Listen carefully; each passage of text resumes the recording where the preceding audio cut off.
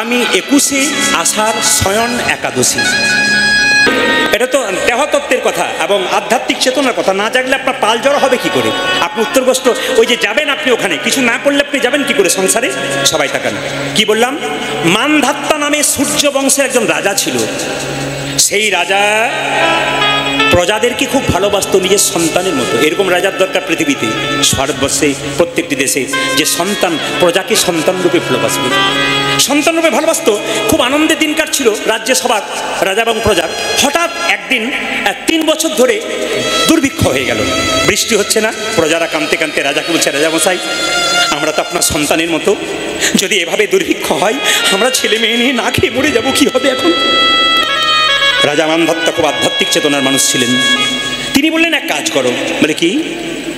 নার মানে হচ্ছে জল, আয়ন মানে হচ্ছে আশ্রয়। নারায়ণের আশ্রয় নিলে আমরা জল পাবো, চলো বনে যাই। সমস্ত প্রজাদেরকে নিয়ে মানধাত্তা চলে গেল বনের মধ্যে। ব্রহ্মার একটা পুত্রের নাম ছিল অঙ্গিরা ঋষি। সবাই শুনবেন, ব্রহ্মার একটা পুত্রের নাম ছিল অঙ্গিরা ঋষি। তিনি ধ্যান করছিলেন, তাকে গিয়ে প্রণাম করলেন মানধাত্তা রাজা। কি ব্যাপার রাজা মশাই, প্রণাম করলেন? বড় দুর্ভিক্ষ হচ্ছে, বড় কষ্ট পাচ্ছি আমি প্রজাদেরকে নিয়ে, কি করলে কষ্ট থেকে নিবারণ পাবো? সঙ্গে সঙ্গে অঙ্গিরা ঋষি বললেন, আগামী আষাঢ় মাসে শুক্লপক্ষের একাদশীর নাম শয়ন একাদশী। তুমি রাজা এবং প্রজা সবাই মিলে যদি শয়ন একাদশী করতে পারো, আবার দুর্ভিক্ষ দূর হবে, আবার শস্য শ্যামলা সুজলা সুফলাই। তার মানে কি? যদি আপনারা কেউ আগামী 21 তারিখে শয়ন একাদশী আসছে, এই একাদশী যদি করতে পারেন, তাহলে আপনার মনের মধ্যে আনন্দ জাগবে, আপনার অভাব দূর হবে। একাদশীতে মাথায় রাখবেন মায়েরা, শ্যামা চাল খান। অনেকে খান তো না, অনেকে আটা খান। আমাকে মুর্শিদাবাদ একজন বলেছিল, দাদা একাদশীর দিনে আটা খাই। বললাম, ওটা একাদশী না, ওটা আটাদশী হচ্ছে। সবাই তাকাবেন। পঞ্চশস্য বারণ, চাল, গম, ধান, জব, ভুট্টা। আপনি একটা সবজি খেতে পারেন, কাঁচা কুমড়ো, কাঁচা পেঁপে, কাঁচা কলা, কিন্তু সূর্যমুখী তেল দিয়ে বা ঘি দিয়ে খেতে হবে। এই লবণটা ব্যবহার করবেন না, সন্দক লবণ ব্যবহার করবেন। একাদশীর দিনে যে বিছানায় শুয়ে থাকেন প্রত্যেক দিন, ওই বিছানায় শোবেন না। একাদশীর আগের দিনে নিরামিষ, একাদশীর দিন তো প্রসাদ পাবেন, আর একাদশীর পরের দিনও নিরামিষ খেতে হয়। দেখুন, শয়ন একাদশী পালন হচ্ছে কিন্তু সকাল 9:29 পর্যন্ত লাস্ট রয়েছে। আমাকে প্রায়, আমার কিছু মনে করবেন না, কীর্তন শোনার পর বিভিন্ন জেলার মানুষ আমাকে ফোন করে একাদশী 2 দিন আগে, বাবা একাদশীরা কবে পড়ছে? তার মানে কি? বলে, আমার বাচ্চাগুলো আপনার কথা শুনে একাদশী করছে। বললাম, আমার কথা শুনে নয়, গৌর গোবিন্দের কৃপাতে করছে, ঢুকেছে ভেতরে, তাই হচ্ছে। আমি আপনাদের নিবেদন রাখবো, আপনার অন্তত মাসে 2 দিন একাদশী করুন। দাদা ভাইয়েরা কাজের জন্য বাইরে পরিশ্রম করে, মাঠে পরিশ্রম করে নাই বা পারলো, আপনারা মায়েরা তো পারলেন। যদি আপনারা করবেন তো ওদের কৃপা হবে। আরে আপনি আগে নেমে যান, তবে তো আপনার ছেলে মেয়েরা নামবে। বাঘিনী যখন বাচ্চাকে সাঁতার শেখায়, আগে তো বাঘিনী জলে নামে, তারপর তো বাচ্চাগুলো নামে। আগে আপনি নামবেন, তবে তো আপনার বাচ্চা নামবে। তাই সবার কাছে নিবেদন রইল, একাদশী আগামী 21 তারিখ। এই পাল জড়ো করতে গেলে, দেহতত্ত্বের দিক বিচার করতে গেলে, আচ্ছা একটা কথা বলে ক্যামেরা, উত্তর গোষ্ঠীর কথা যখন বললাম, একটু দেহতত্ত্বের দিকে যাব। এই যে 3.5 হাত দেহ রক্ত মাংসে তৈরি, এখান থেকে যখন প্রাণ পাখিটা বেরিয়ে যাবে, আমাদের তখন উত্তর গোষ্ঠ, জোরে বলুন, হয়ে যাবে। সবাই তাকান, নাভি থেকে এই পর্যন্ত উত্তর দিক, আর নাভি থেকে নিচের দিকটা দক্ষিণ দিক। ভালো করে শুনবেন, দেহতত্ত্বের দিক। উত্তর গোষ্ঠ যে লীলা হয় আপনাদের এলাকাতে, কিন্তু উত্তর গোষ্ঠে একটা দেহতত্ত্ব ব্যাপার আছে, আপনাদের বুঝিয়ে দিই। সবাই তাকান, কি বললাম? এই নাভি থেকে পা পর্যন্ত দক্ষিণ দেশ, আর নাভি থেকে মাথা পর্যন্ত কি? উত্তর দেশ। সবাই তাকাবেন, উত্তর দেশ। আমি প্রদীপ পাল, আমার নাম প্রদীপ পাল ছিল না। এর নাম পার্থ ছিল না। এর নাম কাজল ছিল না। একদিন আমরা বাবার ব্রহ্মানন্দে ছিলাম, বাবা ধরে রাখতে পারল না, মায়ের গর্ভে বিন্দু রূপে প্রবেশ করে দিল।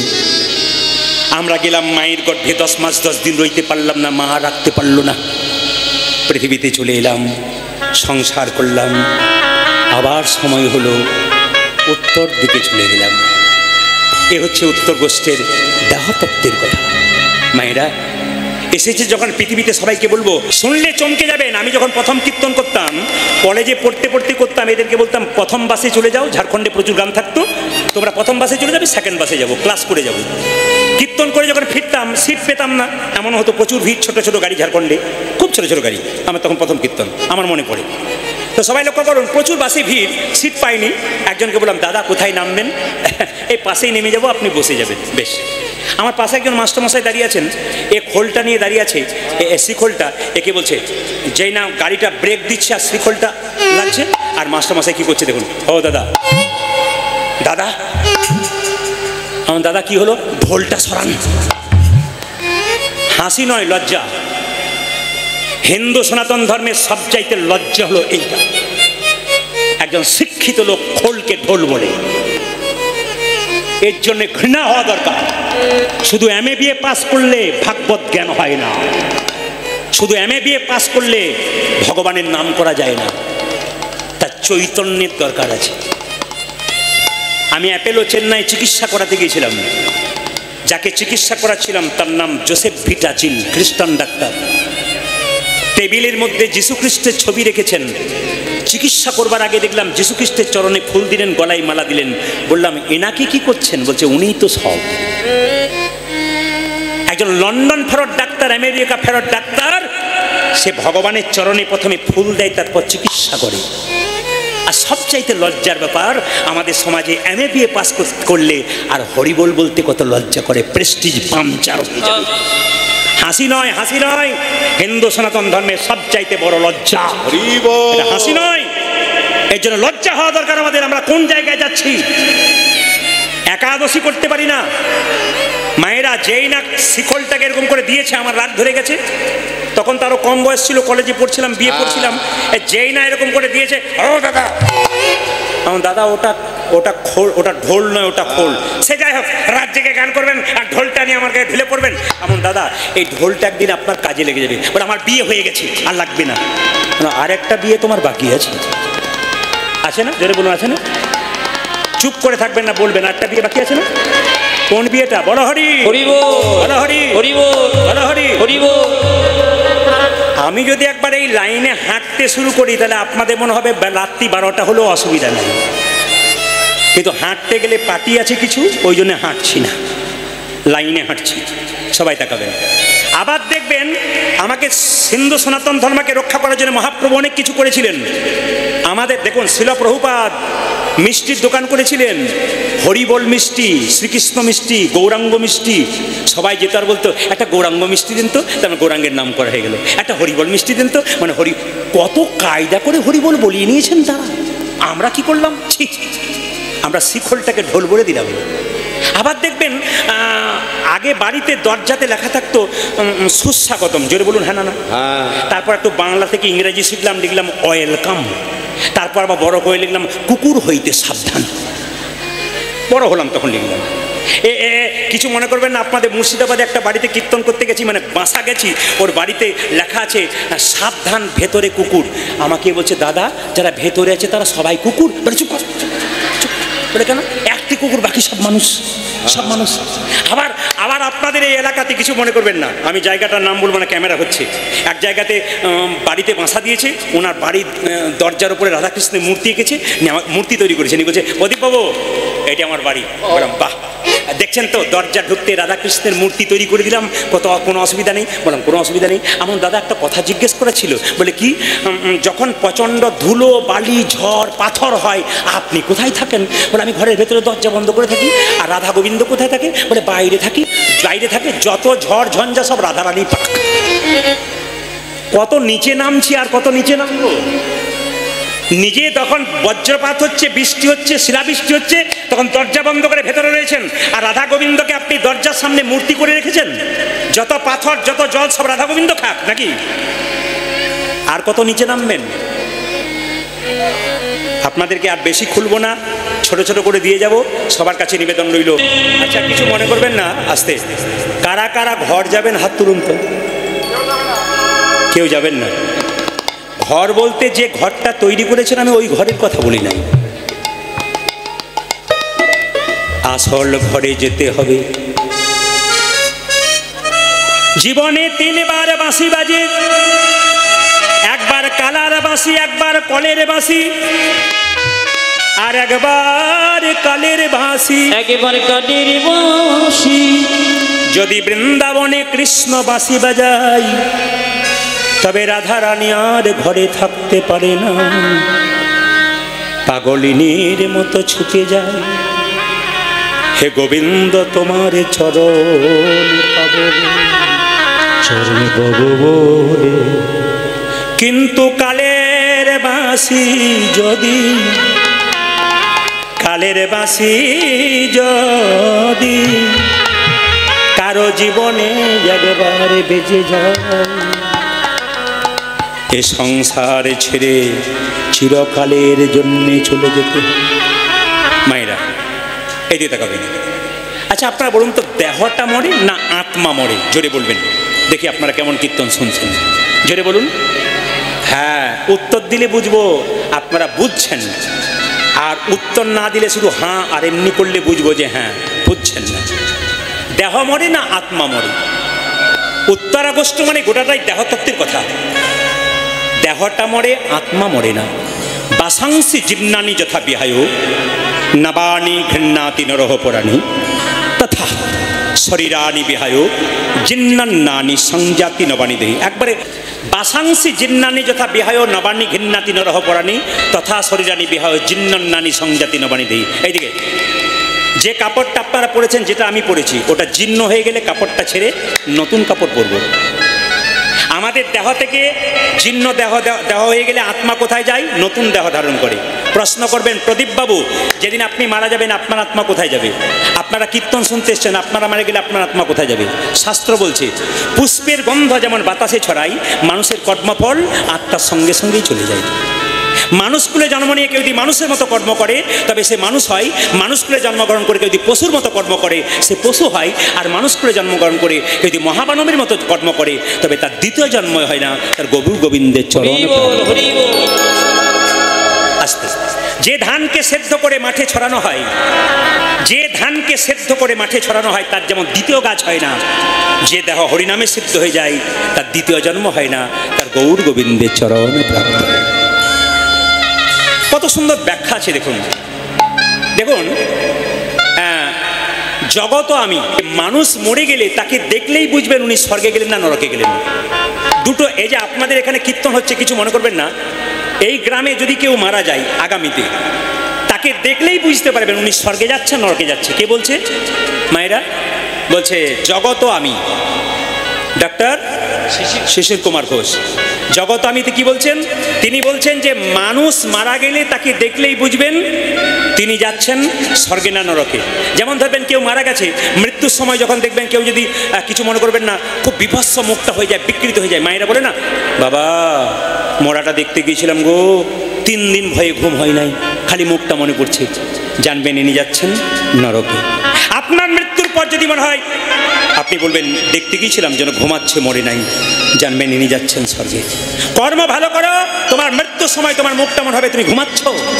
আর জীবনে মানুষ করে যেমন কর্ম খারাপ করো, তোমার মুখটা দেখে বিকৃত হয়ে যাবে, মানুষ ভয় খেয়ে যাবে, তুমি নরকে যাচ্ছ। আর একটা জিনিস দেখলে আপনি বুঝবেন স্বর্গে গেল নরকে গেল। কি? রমিপুর গ্রামে কেউ যদি মারা যায়, তাকে যখন বড় হরি হরি বল বলে শ্মশানে নিয়ে যাবে, তখন যদি কেউ বলে আহ লোকটা খুব ভালো ছিল, খুব মানুষ ভালো ছিল, ইনি চলে গেলেন, কেউ যদি মারা যায় তার নামে কেউ যদি বলে লোকটা খুব ভালো ছিল, খুব ভালো ছিল, জানবেন ইনি যাচ্ছেন স্বর্গে। আর আপনার মৃত্যুর পর যদি বলে এই লোকটা বড় দুষ্ট ছিল, বেটা গেল ভালো হলো, জানবেন একজন হয়েছে কে বলুন তো? লক্ষ্য হীরা। হরিদাসের সর্বনাশ করতে গিয়েছিল লক্ষ্য হীরা সুন্দরীর উদ্ধার করে, তখন বলেছিল তুমি আমার দিকে তাকাচ্ছ না কেন? হরিদাস বলেছিল আমার নাম সংখ্যা পূরণ হোক, আমি তোমাকে কথা বলবো। কিন্তু বলছে তাহলে নাম সংখ্যাটা তুমি তাড়াতাড়ি গুনে নাও, তাহলে তাড়াতাড়ি হয়ে যাবে। হরিদাস গাইছে আর লক্ষ্যেরা শুনছে আর গুনছে। 1 হরে কৃষ্ণ হরে কৃষ্ণ, 2 হরে কৃষ্ণ হরে কৃষ্ণ। শুনতে শুনতে গুনতে গুনতে একদিন লক্ষ্যহীরা উদ্ধার হয়ে গেছে। আপনারা শুনতে শুনতে গুনতে গুনতে আপনারাও উদ্ধার হয়ে যাবেন। আমাদের 9টা ছিদ্র আছে, 2টো কানের ছিদ্র কটা হলো জোরে বলুন? 2। 2টো চোখের ছিদ্র কটা হলো? 4। 2টো একটা মুখের ছিদ্র কটা হলো? 5। 2টো নাকের ছিদ্র কটা হলো? 7। নিচের দিকে 2টো, একটা পায়ু একটা উপস্থ। ভাগবত বলছি, যারা ভাগবত পড়েন তারা বুঝতে পারবেন। এই 9টা ছিদ্র দিয়ে প্রাণ যায়, কি করে বুঝবেন? বলছে 7টা ছিদ্র দিয়ে প্রাণ গেলে আপনি স্বর্গে গেলেন, আর নিচের দিকে 2টো ছিদ্র দিয়ে প্রাণ গেলে আপনি নরকে গেলেন। একবার ভাগবত প্রমাণ, ভাগবত বলছে পরিষ্কার করে দেখে নিন, যারা ভাগবত পড়েন তারা বুঝতে পারবেন। কি বললাম? 9টা ছিদ্র দিয়ে প্রাণ বেরোয়। এই 7টা ছিদ্র, 2টো চোখ, 2টো নাকের ছিদ্র, 2টো কানের ছিদ্র, 6টা, একটা মুখ, কটা হলো 7টা। এই 7টা ছিদ্র দিয়ে প্রাণ গেলে বুঝবেন আপনি স্বর্গে যাচ্ছেন। কি করে বুঝবেন এই 7টা দিয়ে প্রাণ গেল? যখন কেউ মারা যায় তাকিয়ে তাকিয়ে মরে, জানবেন চোখ দিয়ে প্রাণ গেল। তাকিয়ে তাকিয়ে কেউ মরলে বুঝবেন ওনার চোখ দিয়ে প্রাণ গেছে। কেউ দেখবেন মৃত্যুর সময় হা করে মরে, মুখ দিয়ে প্রাণ গেছে। কানের ফুটো মোটা হয়ে যায়, খসখস হয়ে যায়, ভাগবত বলছে দেখবেন আপনার কান দিয়ে প্রাণ গেল। নাকের ফুটো মোটা হয়ে যায়, খসখস হয়ে যায়, ওইদিকে প্রাণ গেল। এই 7টা দরজা দিয়ে প্রাণ গেলে আপনি স্বর্গে গেলেন। কিন্তু নিচের 2টো দরজা, একটা পায়ু অপমস্ত, প্রস্রাব এবং পায়খানাদার, কেউ মৃত্যুর সময় যদি পায়খানা প্রস্রাব করে দেয় উনি হচ্ছেন নিম্নগামী, উনি নরকে যাচ্ছেন। জন্ম হোক যথাতথা, আমি আবার বলবো কর্ম যেন ভালো হয়। ইউটিউবে সার্চ করবেন, কম বয়সের ছেলে অনেকে আছেন যারা ফেসবুক দেখেন, দেখবেন বৃন্দাবনের প্রেমানন্দ মহারাজ 18 বছর ধরে 2টো কিডনি নাই। বিরাট বিরাট সিনেমার নায়ক নায়িকারা, বড় বড় ফুটবলার, ক্রিকেটাররা রাত্রি 12টা থেকে বসে থাকে প্রেমানন্দ মহারাজের কোথায় আশ্রমের সামনে। কেন? কখন মহারাজজি ভোর 4টের সময় মন্দিরে যাবে, সেই সময় একটু প্রণাম করে নেব। এই কদিন আগে দেখছিলাম বিখ্যাত ক্রিকেটার, বিশ্ববিখ্যাত ক্রিকেটার বিরাট কোহলি, তার স্ত্রী বসে আছে তার চরণ পাবার জন্যে। যার নাকি দেশে দেশে বাড়ি আছে, তিনি চিনতে পারলেন প্রেমানন্দ মহারাজকে। আর আমাদের পাড়ার ভম্বলকে জিজ্ঞেস করি তুমি হরিনাম করবে না? বলে হরিকে আমায় খেতে দেয় নাকি, হরিনাম করব? আমাদের পাড়ার ভম্বল চিনতে পারলো না, কিন্তু যার দেশে দেশে বাড়ি আছে সেই বিরাট কোহলি কিন্তু ভগবানকে চিনতে পারলো। আমি আপনাদের বলতে চাই, যেগুলো গাছ আপনারা পাকা আগাছা যেগুলো আছে, যেগুলো নষ্ট করছে আপনাদেরকে, আগাছাগুলোকে সরান। দেখবেন ওগুলোকে সরালে আপনাদের কৃষ্ণ ভক্ত একবারও হয়ে যাবে। সে ভগবানের বসার জায়গাটা পদ্মাসন, মানে পদ্মের গায়ের রং লাল গোলাপি, তো দেখে নেবেন আপনারা পদ্মাসনে বসে। ওই জন্য ছেলে হোক আর মেয়ে হোক, কালো হোক আর পরিষ্কার হোক, পায়ের তলাটা দেখবেন পদ্মের মতো লাল থাকে। কেন? ভগবানের জায়গার বসার জায়গা হচ্ছে পদ্মাসন। আসুন, মহাপ্রভু প্রণাম করলেন। এত সংক্ষেপে বলে রাখি, আপনারা যেখানে বসে আছেন, বৃন্দাবনের খেলাটা কেমন ছিল? বৃন্দাবনের খেলা ছিল মাঠে দৌড়াদৌড়ি। বৃন্দাবনে খেলা ছিল মাঠে দৌড়াদৌড়ি। বৃন্দাবনের খেলা ছিল মাঠে দৌড়াদৌড়ি। বৃন্দাবনের খেলা ছিল মাঠে দৌড়াদৌড়ি। আবার নবদ্বীপের খেলা হলো ধুলাই গড়াগড়ি। যে নবদ্বীপে খেলা হলো ধুলা গড়াগড়ি। নবদ্বীপের খেলা হলো ধুলাই গড়াগড়ি। আজ নবদ্বীপে খেলা হলো ধুলাই গড়াগড়ি। মায়েরা, আচ্ছা বলুন তো, ধুলাই গড়াগড়ি মানে আপনারা যে কীর্তন শুনতে এসছেন, কে ধুলোতে বসছেন না ময়লাতে বসছেন একবার দেখেছেন? ওঠার পর দেখবেন পেছনে কাদা লেগেও গেছে কিংবা জল লেগে গেছে, কেউ দেখেছেন? কীর্তনে এগুলো দেখেন না, কিন্তু বিয়ে বাড়ি যদি যান, বাবা রে, কে নিচে বসে আর বসার চান্স নাই। কেন? তখন দেখবেন কি ডিজাইন, আর দেখবেন খালি না না, আপনাদের এদিকে হয় না, আমাদের দিকে খালি এরকম কি কায়দা করে বিয়ে বাড়িতে। কিন্তু হরিনামে আপনারা দেখেন কেউ বিচার করেন? কেন? হরিনামে যত ধুলোতে বসবেন তত জীবন নিতাই গৌর হরি বলে ধন্য হয়ে যাবে। ও মায়েরা, ধুলা নয় ধুলি নয়, মায়েরা কি ধুলা নয় ধুলি নয়, ভক্ত পদরে যে ধুলা নয় ধুলে নয়, ব্রজ ভদরে নয়। ধুলা নয় ধুলি নয়, ভক্ত পদরে ধুলা নয় ধুলি নয়, ভক্ত পদরে নয়। মায়েরা, এই ধুলা মেখেছিল নন্দের বেটা কানু। সেই ধুলায় অঙ্গে মাখে নন্দীকে নিশে।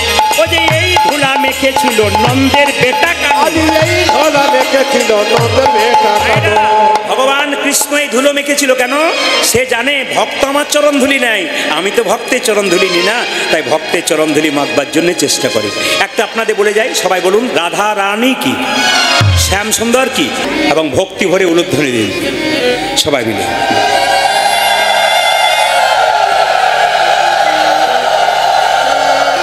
বেশ বেশ। আচ্ছা মায়েরা, সকালবেলায় কৃষ্ণ গোষ্ঠে গিয়েছিল, জোরে বলুন হ্যাঁ না না, কৃষ্ণ গোষ্ঠে গিয়েছিল। এবার কি ফেরার, জোরে বলুন।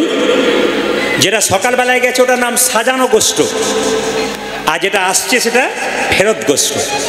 আচ্ছা বাবা, কিছু মনে করবেন না, আজকে কিন্তু একজন জিজ্ঞেস করছিল আপনার কি পালা পড়েছে। বললাম পালা তো আমি জানি না।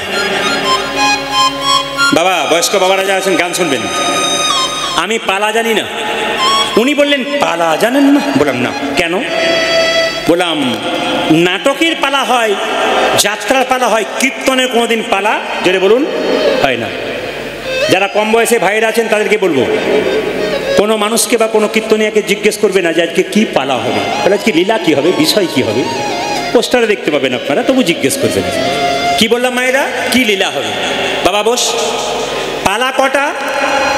দুটো আমাদের, একটা আশার পালা আর একটি জোরে বলুন, জোরে বলুন আশা। এবার যারা পেছনে আছে তারা ভাবছে বাঁচলাম, উত্তর দেবার দরকার নেই, সবাই উত্তর দেবেন। যারা কীর্তন শুনতে এসছেন তাদের কোন পালা শেষ হয়েছে, আষাঢ়টা না যাওয়ারটা? জোরে বলুন, জোরে বলুন। আষাঢ়টা। বাকি আছে কোনটা? বাকি আছে কোনটা? এতই যদি বুঝছেন যাওয়ারটা বাকি আছে, সাদা চুলে গোদরেজ নিচ্ছেন কেন? আবার দেখবেন মৃতদেহ যখন দরজা দিয়ে নিয়ে যায়, বলো হরি বলো হরি। আমিও প্রণাম করি, আপনিও প্রণাম করেন, আর কি ভাবেন বলুন তো? ও বোধ হয়ে গেল, আমি বোধহয় যাবই না, পাক্কা কথা। কিন্তু যিনি মরে যান, হেলতে দুলতে যান, তিনি শিখিয়ে দিয়ে যান, আমাকে দেখে শেখো। কি? তোমার মতো সংসারে আমি আনন্দ করেছিলাম, আমার দেহ থেকে যেমন প্রাণ বেরিয়ে গেল, আমি হেলতে দুলতে মাচায় চলে গেলাম, একদিন তুমিও আমার মতো হেলতে দুলতে নেতাই গৌর হরি বল। একটা করে রাত্রি পেরোচ্ছে মানে আমাদের জীবনে খাতা থেকে একটা করে দিন, জোরে বলুন, বাড়ছে না কমছে? জোরে বলুন। একটা করে রাত্রি পেরোচ্ছে, দিন কমছে না বাড়ছে? জোরে বলুন। দিন কমছে।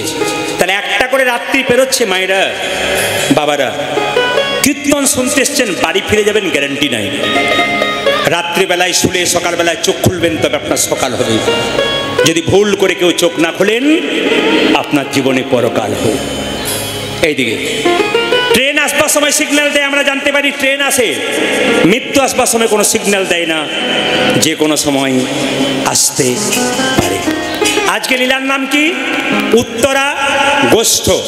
আচ্ছা মায়েরা, উত্তর গোষ্ঠ নাম কেন হলো? এতদিন এখানে কীর্তন হচ্ছে, উত্তর গোষ্ঠ নাম হলো কেন? লীলাটার পশ্চিম গোষ্ঠ হলো না কেন? এই সময়টা পূর্ব গোষ্ঠ হলো না কেন? এটা উত্তর গোষ্ঠ কেন হলো?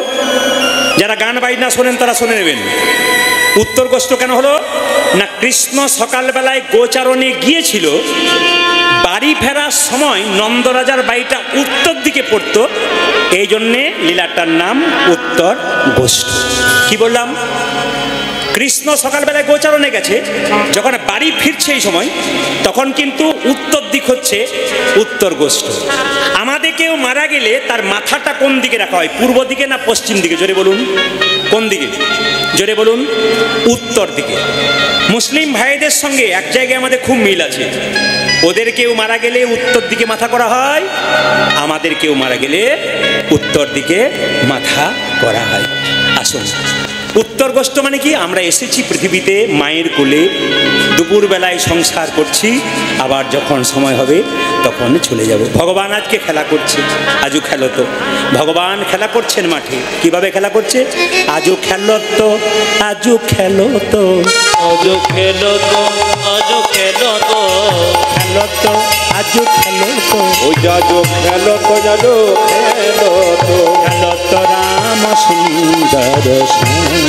আজও খেলো তো, আজও খেলো তো, খেলো তো রাম সুন্দর শ্যাম। এইদিকে এইদিকে এইদিকে ভগবান খেলছে সকাদের সঙ্গে। এবার বাড়ি ফেরার সময় আজও খেলো তো, আজও খেলো তো, আজো খেলো তো, যাজো খেলো তো, খেলো তো, আজও খেলো তো, আজও খেলো তো, আজও খেলো তো, খেলো তো রাম সুন্দর শ্যাম। আজও খেলো তো, আজও খেলো তো, খেলো তো রাম সুন্দর শ্যাম। খেলো তো রাম সুন্দর শ্যাম। আজ খেলো তো রাম সুন্দর শ্যাম। প্রিয় সুদাম সুদাম মেলি, প্রিয় সুদাম সুদাম মেলি, প্রিয় সুদাম সুদাম মেলি। আজ প্রিয় কে রাম খেলা খেলে রে,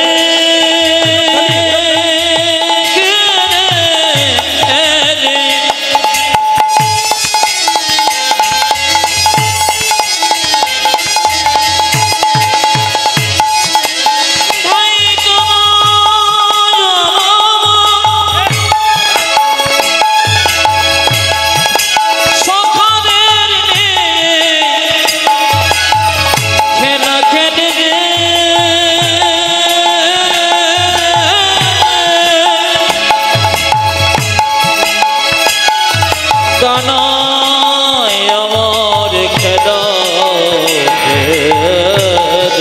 হারি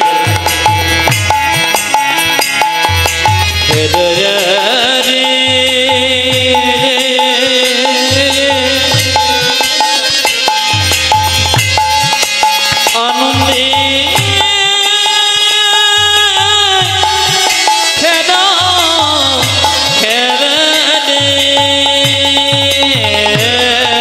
প্রিয় সীতারাম সুতদামিনী প্রিয় সুদাম সুদাম মে আজ প্রিয় সীতাম সুদাম মেলি তপন তনয়া তীরে কেলি প্রিয় সীতারাম সুদামিনী তপন তনয়া তীরে কেলি প্রিয় সুদাম সুদাম মেলি তপন তনয়া তীরে কেলি প্রিয় সীতাম সুদাম মেলি প্রিয় তপন নাম মেলি খেলছে খেলা রামিকা আমার খেলেছে খেলা রাম কানো খেলছে খেলা রামিকা দেখো দেখো খেলেছে খেলা নাম ওরে কানো নব লক্ষ চড়াইয়ে ধেনু খেলছে খেলা পুরি রামিকা কানাই নব লক্ষ চালা ধেন খেলেছে খেলা রাম কানো আইরা আগমন নিগম বেদ আগমনে গম বেদুষ আগমন নিগম বেদ সারি আগমনী কেন বেদতা মাইরা সবাই মিলে হাততালি আগমন নিগম বেদ সারি আগমনে গম বেদুষ আগমন নিগম বেদ আজ সারি আগমনী কেন বেদতা লীলায় করত গোঠ বিহার আগমনে গম বেদুষ নিলয়ে করত গোঠ এই যে এতক্ষণ গানটা গাইলাম যিনি লিখেছেন শুনলে চমকে যাবেন আমরা হিন্দু হয়ে যা পারলাম না একটা মুসলিমের ছেলে গানটা লিখেছে কি লিখেছে আগমন নিগম বেদ আগমনে গম বেদুষ আগমন নিগম বেদ আজ আগমনী কেন বেদতা লীলায় করত গোঠ বিহার আগমনে গম বেদুষ নিলয়ে করত গোঠ মুসলিমের ছেলেটির নাম কি মুসলিমের ছেলে নাসির মাহমুদ করত হিয়াস নাসির মোহাম্মদ করত হিরো তিনি এই গানটা লিখেছেন এই পদটি তিনি কে নাসির মাহমুদ কি বলছে নাসির মাহমুদ করত হিয়াস নাসির মমত করত হিয়া চরণ শরণ দানরি রে চরণে চরণ দানবীরে চরণ শরণ দানরি রে আদি চরণ চরণ গামিনী আমি ওই চরণের আশাধারী আমি ওই চরণে আশাধারী নাসির মাহমুদ একটা মুসলিমের ছেলে হয়ে বলছে হে গোবিন্দ আমি ওই চরণের আশাধারী আমি ওই চরণে আশাধারী ওই চরণের আশাধারী আমি ওই চরণে আশাধারী কর বংশীধারী ওই চরণের তুই আশাধারী আমায় কৃপা করো বংশীধারী আমি ওই চরণের আশাধারী কৃপা করো বংশীধারী আমি ওই চরণের আশাধারী করো বংশীধারী ওই চরণে আশাধারী আমি ওই চরণে আশাধারী চরণ শরণ দানরি রে আজি চরণে চরণ দানবীরে চরণ শরণ দানরি রে আদি চরণ সদন গামিনী বেলা ডুবু ডুবু আচ্ছা মায়ের কোলে যখন এসেছিলেন সূর্য উঠেছিল সূর্য সকালবেলায় পূর্ব আকাশে উঠে মধ্য গগনে থাকে দুপুরবেলায় পশ্চিম বেলায় পশ্চিমে সন্ধ্যাবেলায় আস্তে আস্তে ডুবে যায় আমাদের জীবন রবি ডুবু ডুবু উত্তর গোষ্ঠলীলা ভগবান আমরা কৃপা করে মায়ের কোলে এসেছিলাম আবার মায়ের কোল থেকে আমরা সংসার করলাম আবার আমাদের ঘরে ফিরে যেতে হবে আসুন এখানে একটা বড় গান আছে সময়টা নেব না সময়টা খুব সংক্ষেপের মধ্যে আছে তাই পদাবলীর মধ্যে যাব সবাই লক্ষ্য করুন ভগবান শ্রীকৃষ্ণ বলছে শ্রীরাম এক কাজ করে পালে জড় কর গান দাও সে গা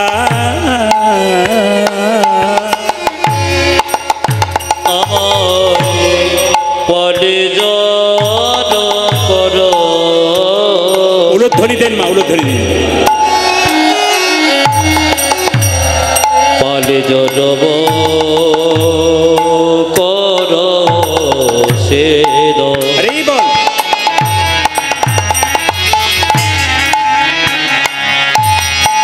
পালে জড় আরে পরে জর কর সেদা সান দাও সিংহ পানি জড়ব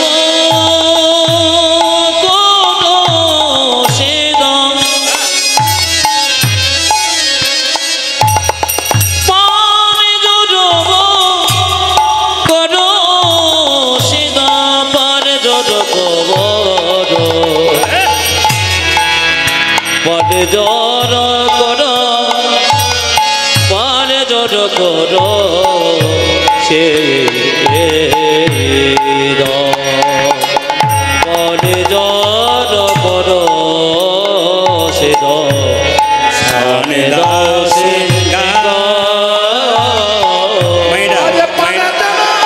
একটু বলে দিই আর গাইব রাখুন।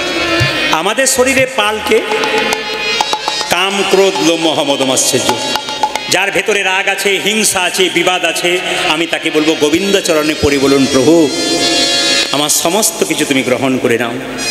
এই গোপালগুলোকে ইন্দ্রিয়গুলোকে সব তোমার চরণে দিলাম, যেন তোমার কৃপা করতে পার তুমি। পালে জড় সান দাও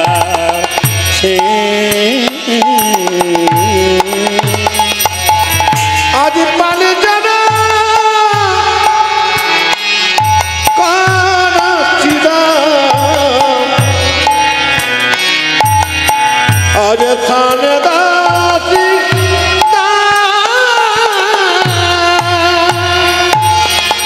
সাঘনে বি সমখা আমার সঘনে বি সমখা জল ধরে জল জল ধরে জল জল দে এ জল ধরে জল দে জল আছে। আপনারা কি ভাবলেন আমার গলাতে কিছু হয়েছে নাকি? না না, কৃষ্ণ বিষম খাচ্ছে। আপনারা যখন বিষম খান তখন কি বলেন? কেউ নাম করছে।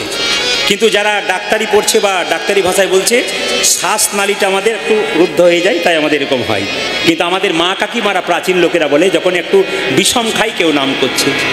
অগো সগনে বিষম খাই আমার সঘনে বি বিষম খাই সগনে বিষম খাই। দেখো এইদিকে দেখো, আমি নাম করব না। আপনাদের গ্রামের নাকি একটি লোক আমাকে 2-4 ভক্ত বলছিল, এসে বলছে উনি তো খুলি ঝাঁটা হ্যান ত্যান বলবে বোধ হয়। ওই লোকটাকে ধরবেন কাল সকালবেলায়, ওকে ধরে উচিত মতো দিয়ে দেবেন, তাহলে আমি খুশি হব। কেন বলুন তো? বিচার বুদ্ধি জেনে কথা বলতে হয়। আজকে দেখুন, ওকে শুনতে বলুন সঘনে বি, ওকে শুনতে বলুন কোনটা বাদ যাচ্ছে। সঘনে বি সমখা আমার সঘনে বি বিষম খাই নাম করে মাগো, নাম করে মা। ও জগ সগনি বিষম নাম করে মায়ে গো, নাম করে মায়ে। মা নাম করে রে, মা নামে করে রে মা নাম করে রে, মা নাম করে রে। সঘনে বিষম খাই মা নাম করে রে, আমার সঘনে বিষম খাই মা নামে করে রে সঘনে বিষম খাই মা নাম করে রে, আজ সগনে বিষম খাই মা নাম করে রে। সঘনে বিষম খাই নাম করে মায়েরে, নাম করে মা।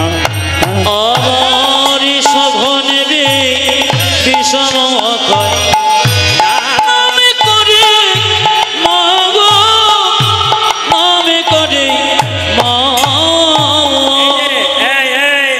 ঘুমাচ্ছ কেন? আপনাকে বলি না। 2-4জনকে দেখতে পাচ্ছি, কিছু মনে করবেন না। সেই দুপুরবেলা থেকে কীর্তন শুনছে তো, আপনারা আমাকে দেখছেন কিন্তু আমি দেখছি ওদেরকে। ওগো সঘনে বি, আমি যখন বলছি ঘুমাচ্ছ তখন ও ভাবছে খালি আমার দিকেই তাকাচ্ছে। না না, ফাঁকিবাজ ছেলের দিকে তো মাস্টার বেশি বসে থাকে। এই যে কীর্তন গানের পদাবলীগুলো গাইছি, এত আমি গাইবো, একটাও বাদ দেবো না, কিন্তু একটাও বাদ দেবো না কোনো, দেখবেন।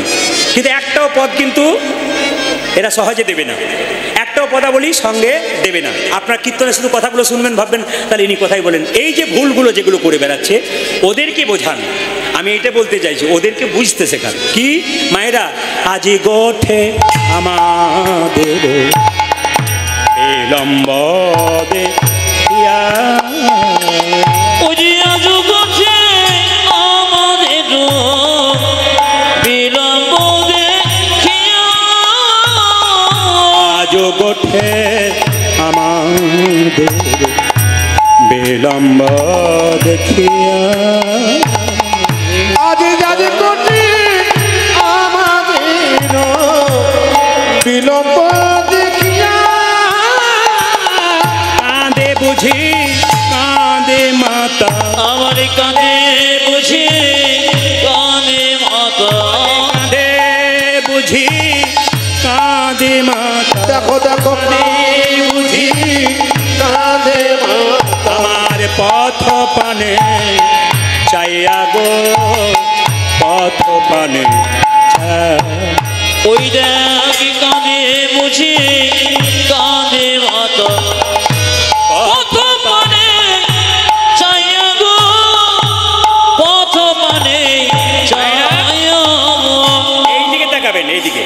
আচ্ছা, আপনার ছেলে যদি বাইরে যায়, আজকে সন্ধ্যাবেলায় আসার কথা, যদি রাত্রি 9টা বেজে গেল, ছেলে ফিরল না, ফোনও ধরছে না, আপনি কি আর ঘরে থাকতে পারবেন? মায়ের মন সবসময় কি অমঙ্গল চাই, অমঙ্গল চাই না, অমঙ্গল চিন্তা করে। এই কিছু হয়ে গেল নাকি, কোনো খবর পাচ্ছি না, ফোন লাগছে না। মা কাঁদানো ভালো নয়। প্রত্যেকটি ছেলেকে ভগবান শ্রীকৃষ্ণ বলছে, ওগো কাঁদে বুঝি কাঁদে মাতা, আজ কাঁধে বুঝি কানে মাতা, পথ পানে চাইয়া গো, পথ পানে চাই। ও যাজ কাঁধি বুঝি কাঁদে মাতা, পথ পানে চাইয়া গো, পথ পানে চাইয়া। যে মা কাঁদানো ভালো না, মা কাঁদানো ভালো নয়, মা কাঁদানো ভালো ও না, দাদা মা কাঁদানো ভালো না, মা কাঁদে তার জগৎ কাঁদে, মা কাঁদানো ভালো নয়। ওরে মা কাঁদে তোর জগতে কাঁদে, মা কাঁদানো ভালো নয়, মা কাঁদে তার জগৎ কাঁদে, মা কাঁদানো ভালো ও নয়। দাদা মা কাঁদে তার জগতে কাঁদে, মা কাঁদানো ভালো না, কাঁদে বুঝি কাঁদে মা, আজ কাঁদে বুঝি কানে মাতা, কাঁদে বুঝি কাঁদে মা, ও যাজ কাঁধি বুঝি কাঁদে মাতা, আমার পথ পানে চাইয়া রে, পথ পানে চাই।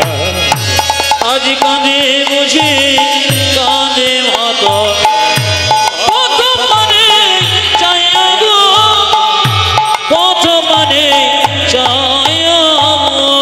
আমি কথা আপনারা ইউটিউবের মাধ্যমে শুনতে পান। প্রত্যেককে সনাতন ধর্মকে রক্ষা করার জন্য প্রতিটি আসরে বসি। আমি আগে বলবো, নিজের মা বাবাকে যদি কেউ কাঁদায়, জীবনে তার কোনোদিন সুখ হয় না। তুমি যদি মা বাবাকে কাঁদাও, তুমি তৈরি হয়ে থাকো, তোমার ছেলে যখন বড় হবে তোমাকেও, জোরে বলুন, তোমাকেও কাঁদাবে। মায়েরা ঘুঁটে পড়ে আর গোবর হাসে বলে তোমারও একদিন আছে। আর যদি রক্তের গরমে তুমি বৃদ্ধাকে কাঁদাও, তবে অপেক্ষা করে থাকো, তুমি একদিন কাঁদবে। কেন? মায়ের চোখের জল কোনোদিন ফেলতে নেই। যে বাড়িতে মা কাঁদে, যে বাড়িতে বাবা খুব দুঃখ পায়, সে বাড়ি কোনোদিন সুখ হয় না। হ্যাঁ, আপনি 4 তালা 6 তালা করতে পারেন, কিন্তু তালা বাড়বে, আপনার জ্বালা বাড়বে, শান্তি কিন্তু আপনার বাড়বে না। তাই বারবার বলবো, এখানে যারা বৃদ্ধারা কীর্তন শুনছেন, অনেক বৃদ্ধা আমার আছেন, তাদেরকে আমি প্রণাম করি। খুব ভক্ত মানুষ বসে আছেন এখান থেকে দূর পর্যন্ত, এই পাশে অনেক বাবারা বসে আছেন, কোটি কোটি ধন্যবাদ প্রণাম জানালাম আপনাদের। সবার যেন কৃপা হয় গৌর গোবিন্দের, এবং সবাইকে যেন সন্তান ভালোবাসতে পারে। মায়েরা, মায়ের মতো আপন কেউ হয় না, মায়ের মতো আপন কেউ হয় না। যার মা কাঁদে তার জগৎ কাঁদে। একটা মায়ের পেটে একটা বাচ্চার 10 মাস 10 দিন জায়গা হয়, সেই ছেলে বড় হয়ে বহরমপুরে ফ্ল্যাট কিনতে পারে, আত্মীয় স্বজন শ্বশুর শাশুড়ি সবার জায়গা হয়, কিন্তু মা বাবার জায়গা হয় না। আসল জায়গাটা কাঁদালে তোমার ওই জায়গাটা ফাঁকা হয়ে যাবে বাবা। এই যে আগামী শ্রাবণ মাস আসছে, আপনার শিব ঠাকুরকে জল ঢালতে যাবেন। বাবা গ্রীষ্মকালে বাড়ি এলো, একটু এক গ্লাস জল পেলো না, মা অসুস্থ ছিল, একটু জল পেলো না, আর শিবকে জল ঢালতে চাইছো। বাবা শিব যেন বলতে চাইছে, আমাকে কেন জল ঢালছিস, জীবন্ত বাবা মাকে আগে দিই। দুর্গা পূজার সময় নিজে নতুন জামা কাপড় পরেছো, বাবা মাকে দাও নাই, ছেলে মেয়েদেরকে নিয়ে ঠাকুর দেখতে গেছো, মাকে পুষ্পাঞ্জলি দিচ্ছ অষ্টমীর দিনে। মা দুর্গা যেন বলতে চাইছে, মাটির প্রতিমা পুজিস রে তুই, আগে ঘরের মাকে পুজো কর। নিজের ঘরের মাটা কেঁদে কেঁদে মরছে, আর তুই মাটির প্রতিমা পুজো করতে এসেছিস, না তো চলবে না। আমি আপনাদের বলতে চাই, আগে মানুষ হতে হবে, আগে চৈতন্য জাগাতে হবে। আপনি কে এটা বিচার করতে হবে, আমি কেমন, আমার মধ্যে যেন নোংরা না থাকে, আমি পবিত্র ভাব থাকি। আপনি শর্ত করে যাবেন, আমার ভেতরে যদি কোনো নোংরা থাকে, আমি নিন্দা করে বেড়াই লোকের, আমার জীবনে শান্তি হবে না। কেন? লোকে আমাকে সবাই নিন্দুক মনে করবে। এই জন্য বারবার বলবো, এখনো সময় আছে, ভালো হয়ে যান, গৌর গোবিন্দের চরণে মতি দেন, দেখবেন জীবন সুন্দর হবে। বেলিয়াব শানো হইল, চলো যাই ঘরে রে, বেড়ে যাব সনো দেখি, চলো যাই ঘরে। বেলে যাব শান হইল, চলো যাই ঘরে রে, আজ বেড়ে যাব শান হইল, আজ চলো যাই ঘরে। মায়ের না দেখে আমার মায়ের না দেখে মায়ের না দেখে আজ মায়ের না দেখে কেমন কেমন পরে রে, কেমন কেমন আমার মায়ের না দেখে কেমন কেমন করে রে, কেমন কেমন করে রে। আর বলরাম দাস কহে, শুনে কানায়ের ওজ বলরাম দাস কহে, শুনি কনয়ের বলরাম দাস কহে, শুনি কানায়ের বলরাম দাস কহে, শুনি কানায়ের সকলরা ভালো মা, আমার সকল ভালো আছে, সকলরা ভালো মাঝে, আয় সকলরা ভালো মাঝে। আবার পড়ল তোর রে, পড়ল তোর সকলরা ভালো মাঝে। পরে নাই তো জানি না, পরে নাই তো যে আনন্দ আর ধরে না, ধরে না আনন্দ আর ধরে না, আনন্দ ধরে না। ঘরে ফেরার সময় হলো, আনন্দ আর ধরে না, আমাদের ঘরে ফেরার সময় হলো, আনন্দ আর ধরে না, ঘরে ফেরার সময় হলো, আনন্দ আর ধরে না, ঘরে ফেরার সময় হলো, আনন্দ আর ধরে না। আজ সকলরা ভালো মাঝে, আজ সকলরা ভালো মাঝে, যে সকলরা ভালো মাঝে, পূজা যে সকলরা ভালো মাঝে। করল তোর রে, করল তোর আমার সকলরা